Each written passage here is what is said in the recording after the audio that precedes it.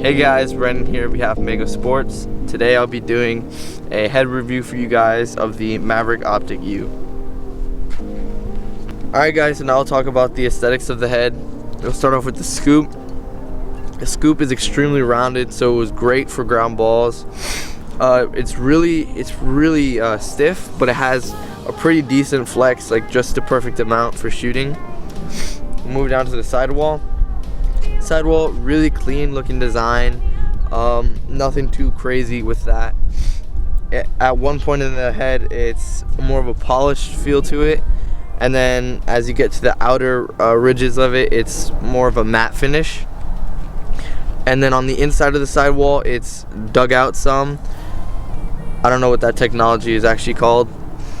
We'll move down now to the throat. Throat, probably the thickest piece of the head, like the least amount that's gonna break.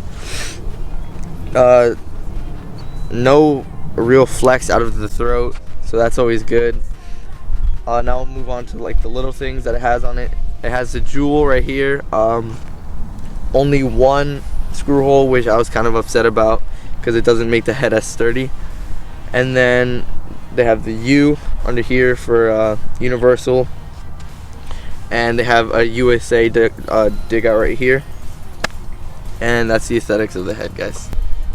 For the stringing, there's plenty of sidewall holes to allow you to string really any pocket you could really want, but this head was mainly designed for a mid-low to low pocket because of the level 2 bottom rail. The top string has 6 extremely large top string holes, and the bottom string holes, there's 4 of them, and they're most definitely large enough to fit leathers through, just like the top string holes, so you really shouldn't have any problem stringing to traditional. So that's the stringing, guys. Now for the durability and stiffness. At the start point of the throat, really stiff, rigid, that's how it should be. But as we move up, there's a little more flex, not too much.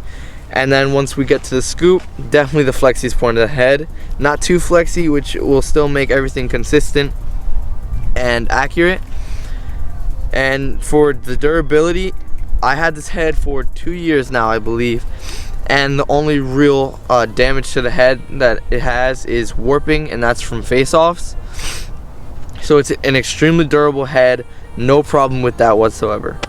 Alright, now for the ball control and catching ability.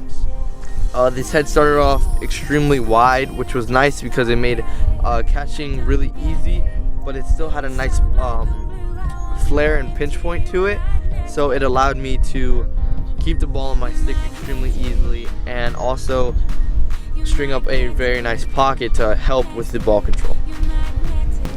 Now for the face-off potential. This head was most definitely not made for the face-off position, but personally I did pretty well with it.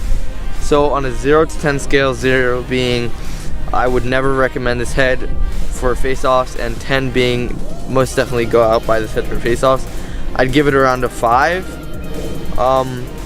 because through the throat and throughout the head it's extremely stiff. So if you're one of those power through guys, it's great. You can overpower people so well with this, but if you're like a one and out kind of guy, this is definitely not for you. So I wouldn't recommend this for guys that like to pinch and pop and get out real quick. The Maverik Optik U comes in at 4.8 ounces, which is right in the middle of all the high-end heads. That's about the average weight that all the new heads will be weighed in at. So when you put it on like any shaft, unless that shaft is like a woody, it's not really gonna feel heavier. You're not really gonna feel any difference. Now for the value. On a scale of 1 to 10, I would give this head a 9.5. It is an outstanding head. I enjoyed it a lot. I had no problems with anything about this head.